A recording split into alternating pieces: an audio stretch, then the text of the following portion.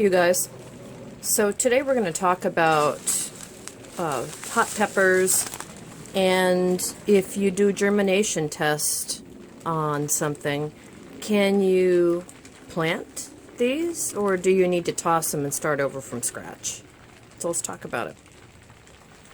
So I collected these pimiento seeds. You may pronounce this pepper by the kind of American name of pimento, you know, like pimento cheese.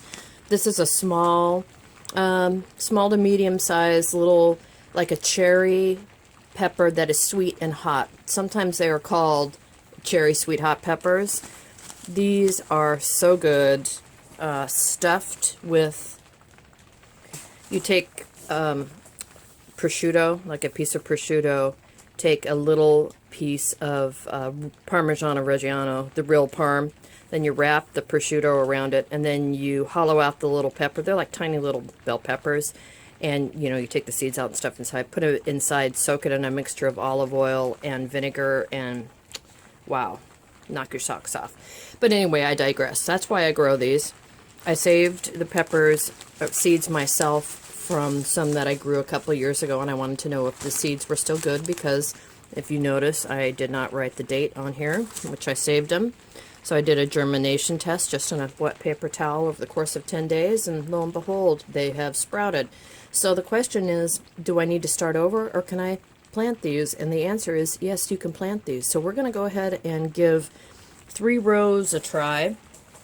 I'm marking them in my bad handwriting that only I need to know how to read. Pre-sprouted pimiento, March 24th. So I've got 3 columns of mammoth sunflower seeds here. So I'm going to go ahead, put these in. So I'm going to do 3 columns of these peppers. This small don't transplant great. So what I'm going to do is put a few of them per cell and cover them up, and we'll keep an eye on them and see how it goes. So I'm going to go ahead and get started here.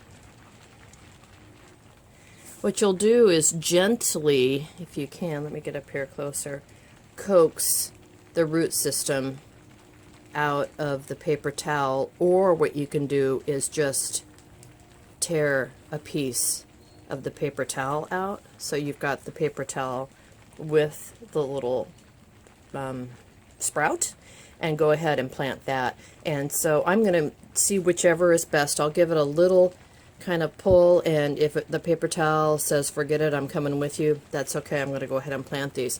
If I have too many in one, again, I don't want to mess up the root system, so I'm just going to plant that whole thing. I will always transplant out of here anyway, and having a few pepper plants that close together, I can just thin them later. So I'm going to go ahead and start planting.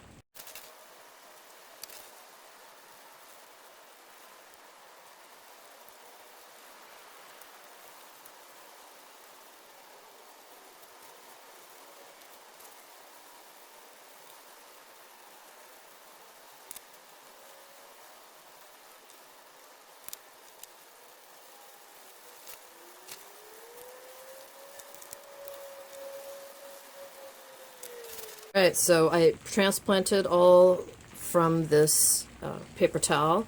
You can see some seeds didn't sprout, but many of these sprouted from here, and it left the seed behind. Like, you can see this one right here. Where is it?